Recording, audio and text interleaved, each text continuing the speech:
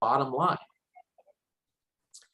And so we were both excited about it. I started to build a plan around it, came back to Corvallis and found Michelle Kellison at the time had already been starting kind of planting the seeds for a new club in our area. And literally, we started to have some initial meetings for this new club. And we had about 60 people on the list who were interested.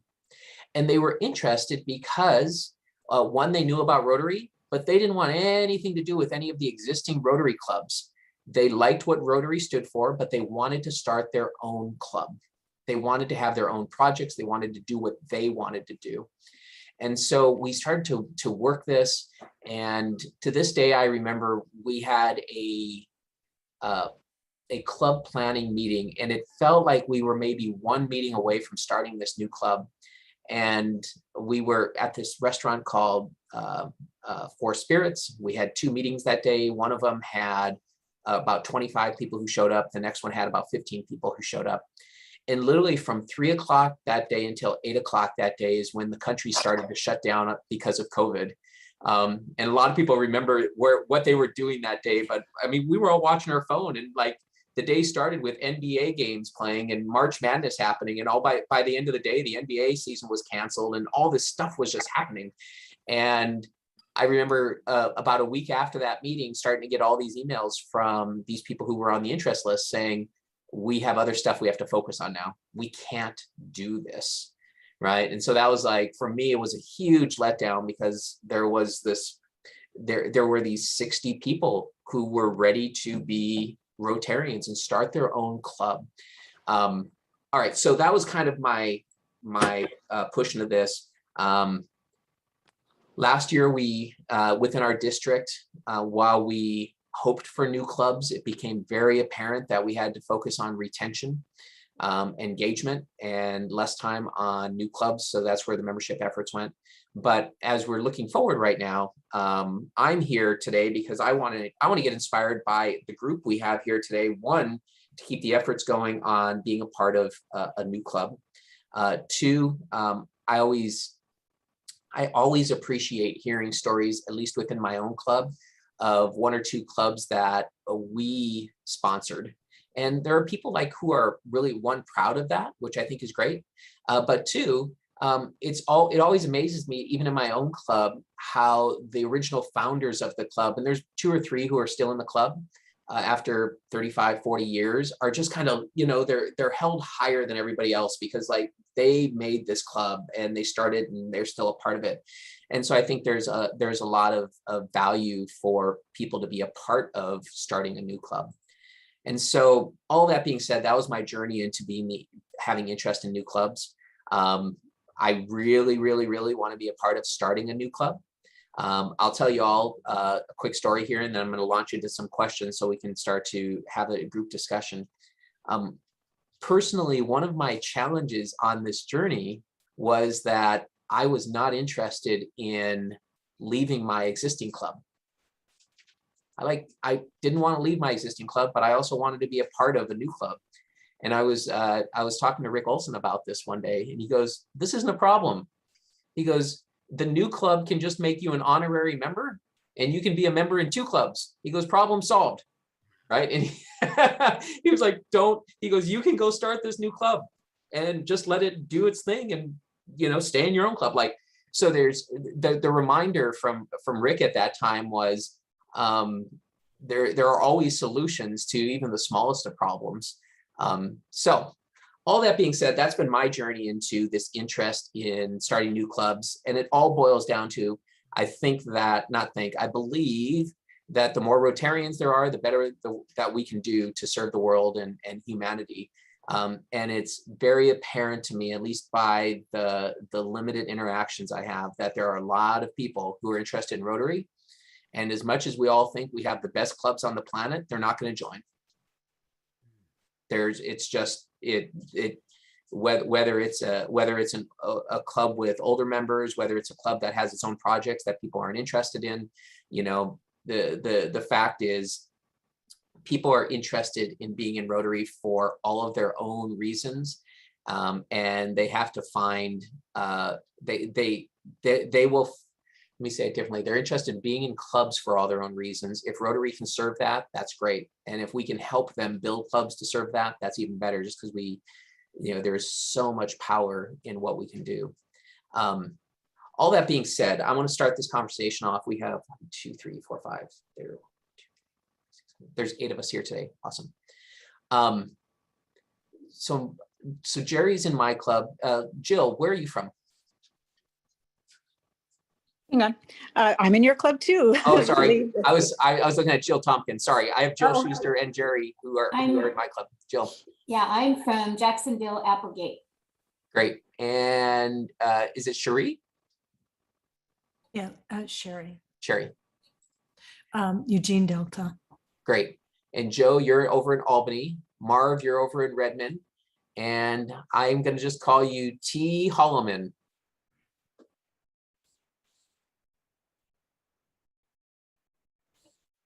You're on mute. Sorry. There you go. I'm from the Roseburg group and my name's Tanya. Okay. Hey, Tanya. Thanks for joining us today. Hi. So if I'm going to kind of pick on Joe here to start, but we're going to let this go around. If I came to you and said, there's plenty of opportunity to start a new Rotary Club in your area, Joe, what do you think about that? Like, if that's what I came to you and said, what would be your reaction to that? Are you talking to me or Joe? I first threw it at Joe, but whoever, Jill, go ahead. Same question. Oh,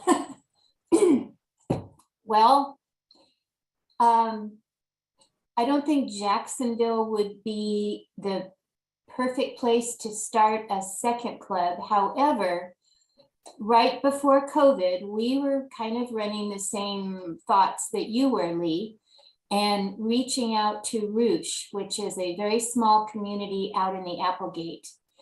Halfway, well, closer to Jacksonville, but I would say halfway between Grants Pass and Medford. So reached out to the gentleman. He actually has a little core group out there that does public works, and they do Cantrell Buckley Park cleanup and support Rouge School. There is a small elementary school out there whose principal was actually a member of our club up until COVID. So there was an opportunity out there. And then, like you said, everything shut down and it went nowhere. But the idea is not dead, but I don't know. And this is where I don't have a lot of expertise in forming new clubs, but we were talking more about a satellite club than a new club, because the population is very small and we meet at 7 in the morning, and there's a pretty good hill between Rouge and Jacksonville. So in the inclement weather, it's difficult for either us to go to them or them to come to us. So we were thinking more of a satellite group that maybe met at noon or a 5 o'clocker. And then we could go to both and support each other on mutual projects.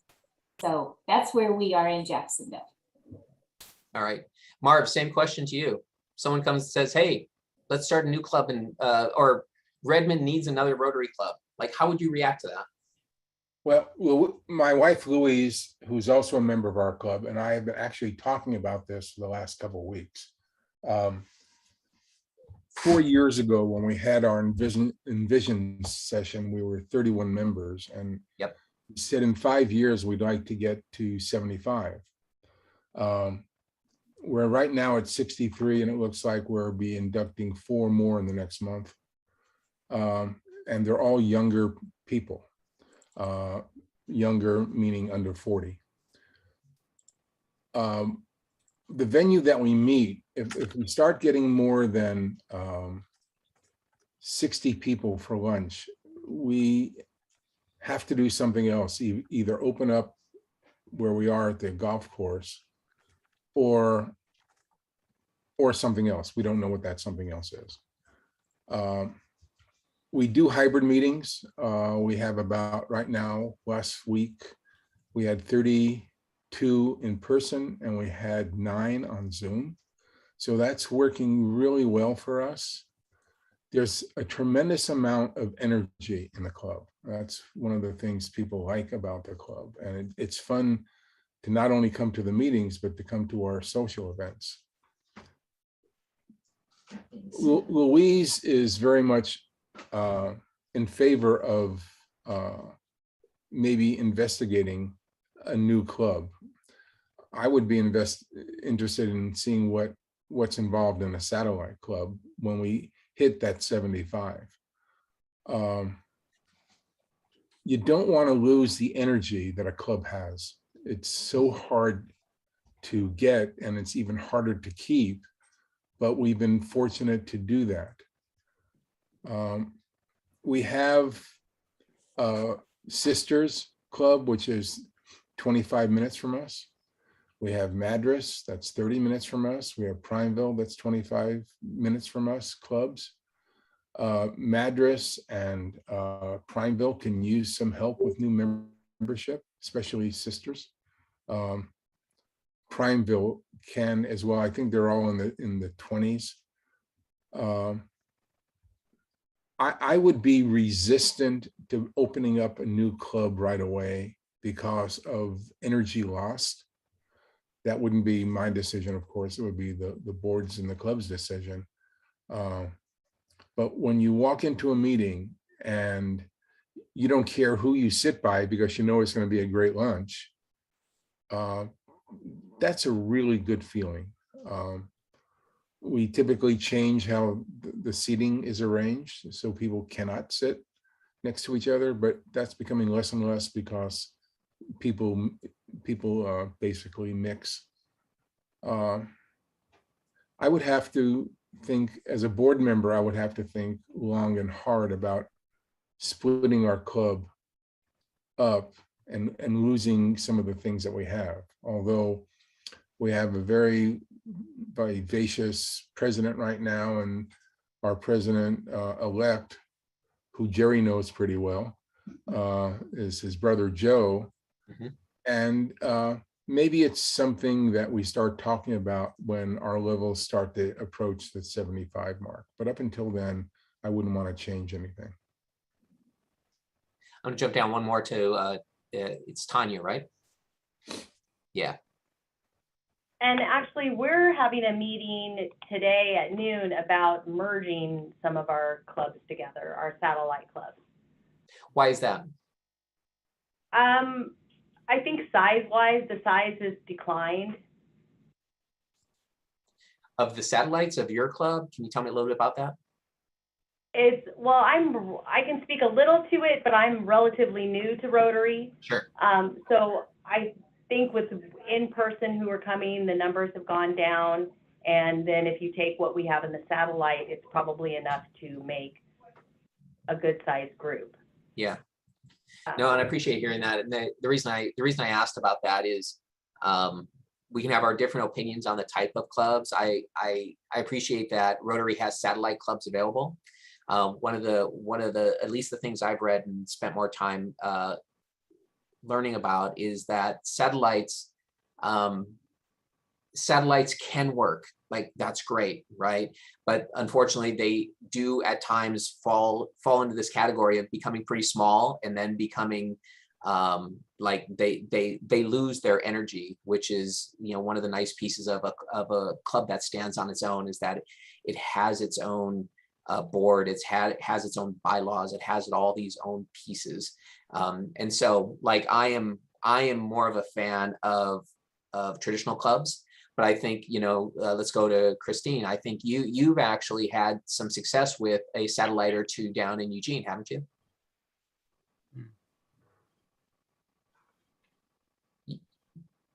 I've had a lot of success with the one satellite I started pre-COVID at a retirement village, community, I should call it. Yeah. That club has doubled in size during COVID. Their secret is that they invite anyone that's in the community, the retirement community, to come to their, they have meetings every 2 weeks or twice a month. One is a social and one is a program. And then they intersperse some projects in there where they help our club with some of the piecemeal work, where we'll bring over some spices that they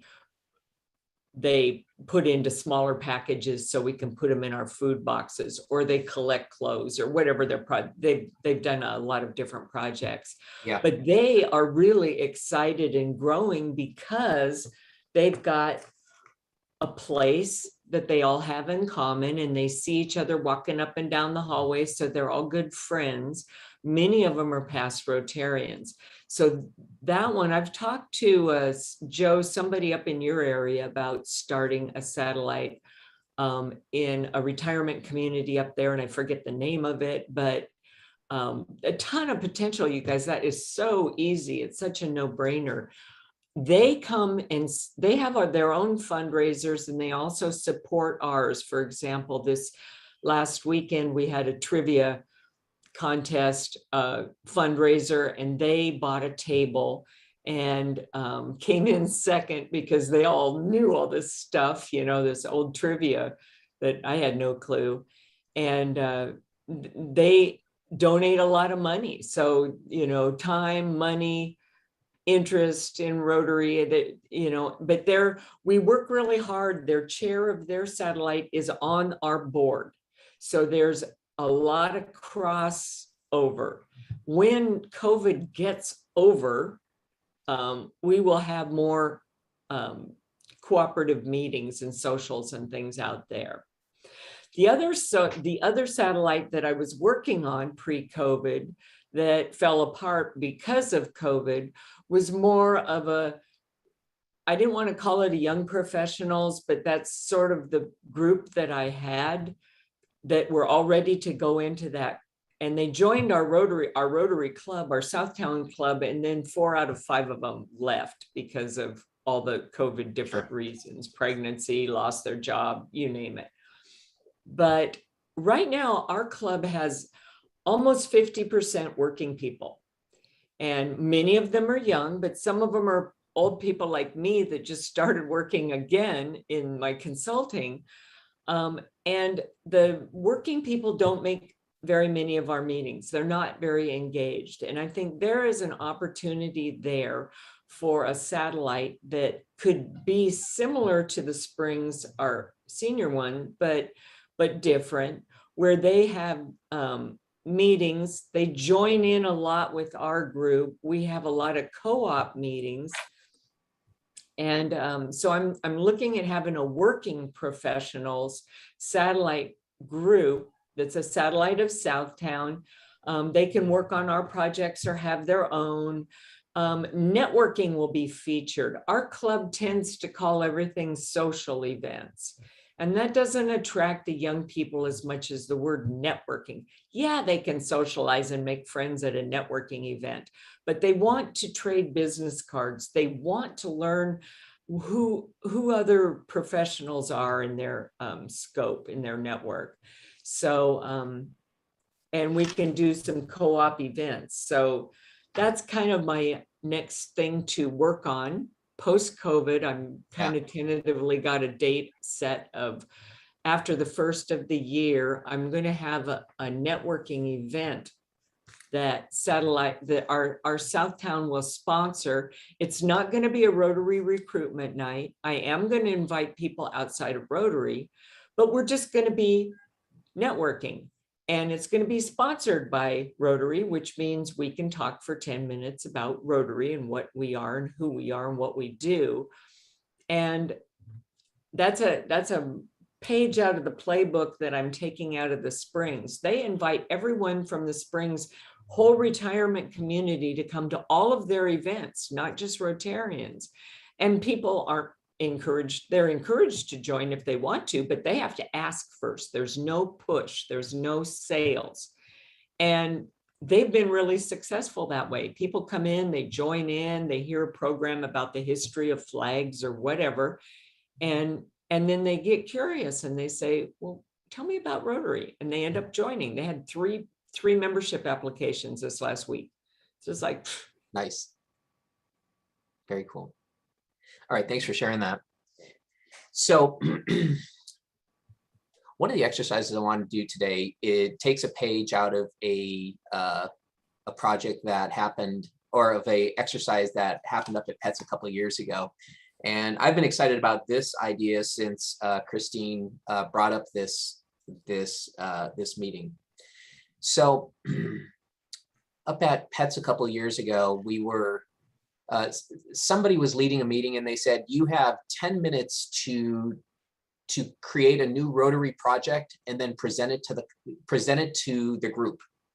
And they broke everybody into their groups, and people had to come back with a fundraising, a Rotary project, something that they thought they could execute quickly. And so we're going to do that today. We're going to break into 2 groups. And what do we have? We have 8 of us. 1, 2, 3, 4, 5, 6, 7, 8. We have 8. Yeah, I think 2 is good. And we're going to do 2 groups specifically because to start a new Rotary club, typically you want to have at least 3 to 4 people. You need one person with a lot of energy. You need 2 or 3 other people who are going to help lead this thing and help bring in people. And so we're going to treat it that way. And so Christine's going to put us into a breakout rooms, and we're going to go for, you pick, 8 or 10 minutes, Christine. And what I'd like us to do is go into this with the mindset of not should we create a new club, but what is this new club going to look like and how do we get it going fast? Like that is going to be our mindset for this. And then when we come back, we're going to talk about this new club that we're going to form and how we're going to go about putting it together. You all good with that plan? I'm going to get at least a couple head shakes. All right, good. I'm going to take that. So Christine, let's do it. So one person in your group should be ready to present when we come back, and then we'll have an open discussion of what that would look like if we were going to start up a new club next week. Okay, here we go.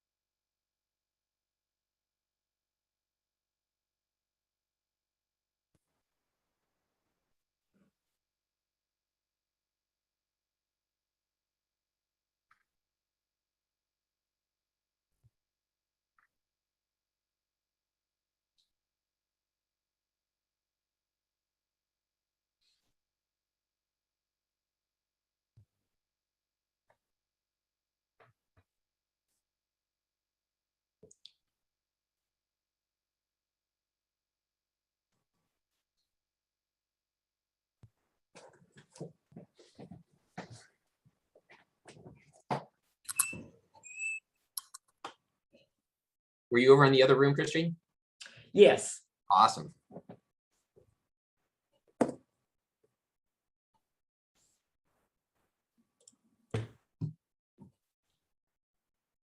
Okay, we've got 5 here. We all back.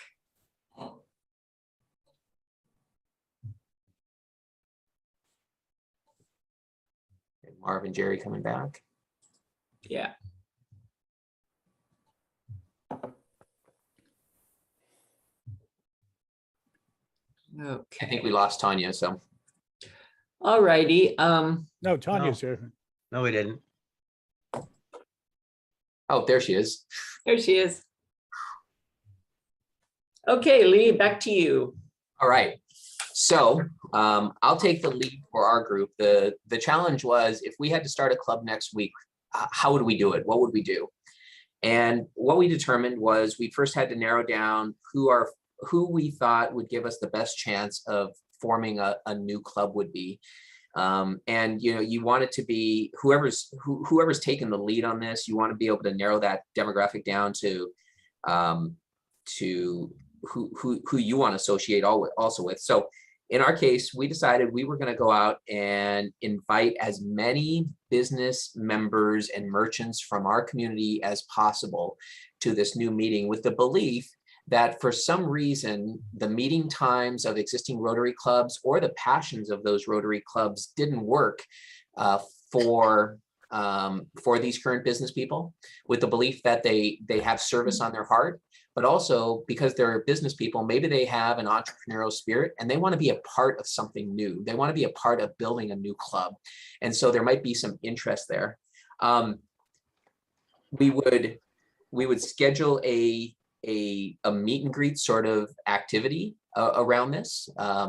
You might be at a restaurant, might be at a hall, somewhere like that. And provide the opportunity to let everybody talk about, whether it's in a survey form or small groups, what their passions are. Like, why are they here? What are their interests? And spend less time talking about Rotary at that point, spending more time talking about what a group of people could come together and do. Capture those passions. Along this journey, talk about Rotary and the power of Rotary and what Rotary can do. And then try to end this meeting not on starting a new club, but on picking a service project that this group could go and capture and start doing now, where the result of their service project will probably be a new Rotary club instead of a Rotary club creating a service project. And I like a term that Joe said. He said, put momentum in front of management in this case, to try to get these people engaging, building relationships, chasing a passion. And the starting the club part will just be secondary, because one of the challenges in this whole process is nobody wants to take responsibility for creating bylaws and finding meeting times. And like, there's all this management stuff that becomes a hindrance in starting a new club. So let's start with the fun. Let's start with the service and make the club part secondary. That's what we got to quickly. If we wanted to start a club next week, what would we do? And we thought we could do that. That's great. What you said, or what you were saying that Joe said, reminds me of the old adage of ready, fire, aim. Get to the good part, and then, figure out the management part later. I think that's an awesome idea. Let's see, in our group, we had Jerry and Marv and myself. And I started talking more about the path of least resistance, the satellite club that I'm sort of rolling on. And it wasn't a new idea as much as one that I'm trying to rekindle from pre-COVID. So I have a pretty good feeling that it could work and how it could work. Marv then cautioned needing to think things through, which is true. We have to have that big picture in mind. How's this going to look? How's it going to work? We got off on a bit of a tangent talking about some things that we could do better within our clubs that made me think. The thing we were talking about was we should follow up on our scholarship recipients better. And I was saying that our satellite club does an awesome job with that. They send Valentine's cards and birthday gifts and have their scholarship recipient come in and talk to them. And there's a very personal relationship there that's really, really cool. Our club, however, we know we need to improve in that. But some of the satellite clubs that have started across the nation, probably world, are affinity clubs. And why couldn't somebody have an affinity club for some piece of what you'd like your club to focus on? If you've got a lot of people that really want to focus on satellite recipients, might be a good idea for a satellite club. So it doesn't have to just be an age demographic or a working demographic or any other kind of demographic. It could be affinity. It's like what jacks you up, what excites you. And that might be I know that when we had a visit from the Friendship Exchange from Philadelphia, they had an affinity satellite they all worked at a hospital, the biggest hospital in the area. And they had another one that all worked at the school district. Well, they were already in a place where they could meet easily.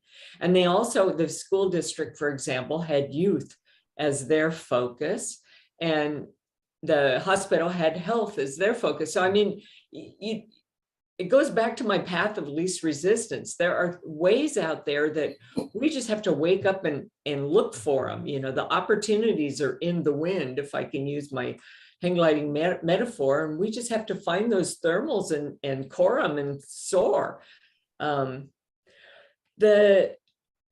thing that Jerry said that really resonated too was we need to engage our current members and help get the word out, because, you know, to start a club really fast, we need more than just one idea. We need to rekindle our own excitement about Rotary. And there's a lot to be excited about, but there's a lot of it that we've heard so many times that we lose our enthusiasm. So, you know, how do we fire ourselves back up is kind of what I took home from that.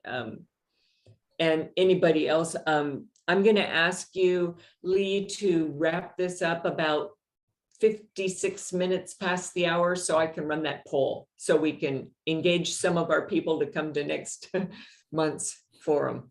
Sounds good. Marv has a comment, and then I will finish with a little something that I picked up out of it.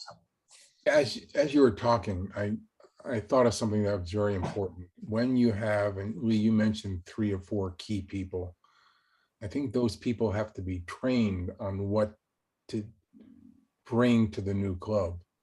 There has to be expertise as far as maybe the history of Rotary, or how do you engage Rotary members, and then maybe have a membership person on that committee. That takes training. So to jump into the pool real fast, I would want to be able to train those people so that they know how to invite and retain the people that are coming to the meeting to establish a club. And I think that's important, and that takes some time. Yeah, it takes some leadership for sure. You know, one of the things that I pulled out of today, and I haven't given this enough time and thought over the last couple of years, but it's definitely a space that I would. We all have members in our own clubs who seem disengaged for some reason. And it maybe, who knows, it could be something going on in their life. It could just be that they're not interested in what our club does anymore. And we hear about that all the time where, you know, and again, we'll go back to what Rick used to talk about, people's passions just aren't being met inside that club.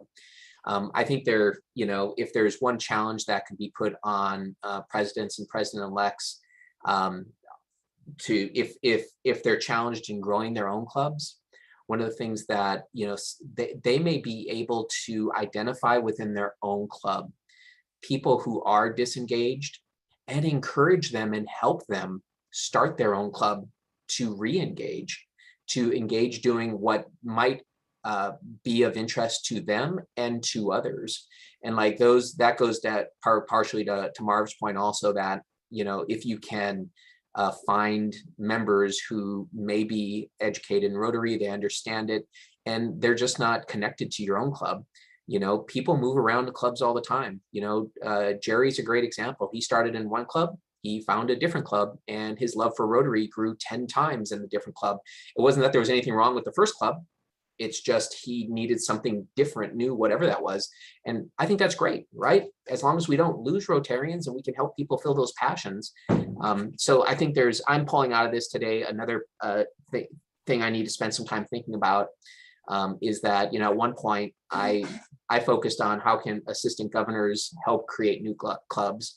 But the fact is, it may come down right to these, the presidents or president-elects being able to recognize who in their club is at risk of losing, dropping, falling, just not having their needs met. And these may be great people who could be completely inspired for the next few years growing these new clubs. Anyways, that was something I pulled out of it. Jerry, we've got 1 extra minute. Do you have anything more to add today that you think would be helpful? We can't hear you.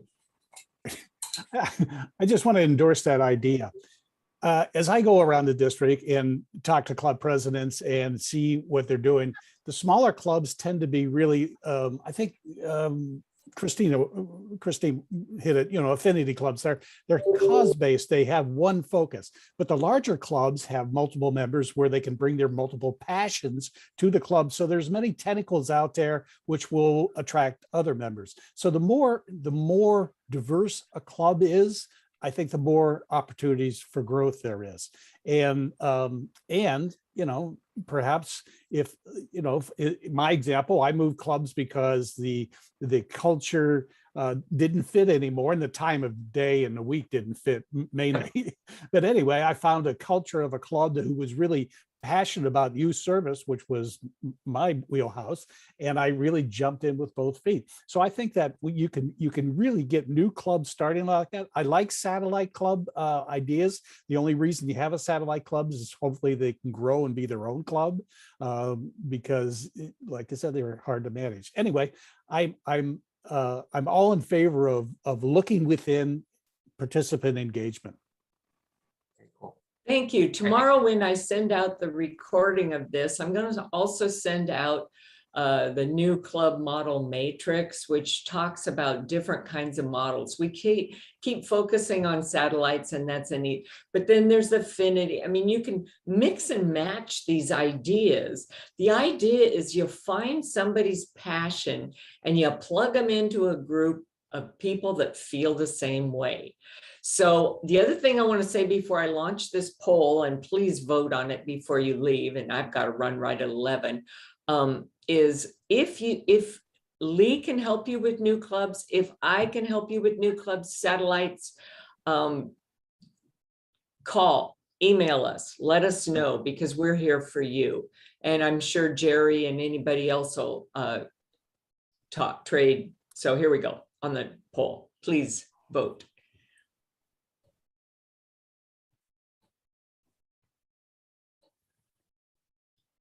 So choose 3. I won't tell you you're a cheater if you choose 2 or 4 though. So I'm looking for the top ideas.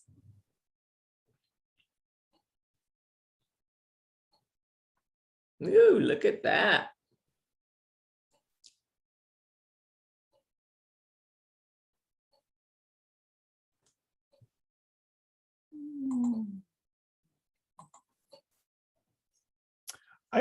While we have a pause here, I do want to commend Lee. I mean, if anybody has a passion for Rotary that I've known in my time here in Corvallis, it's Lee Eckroth.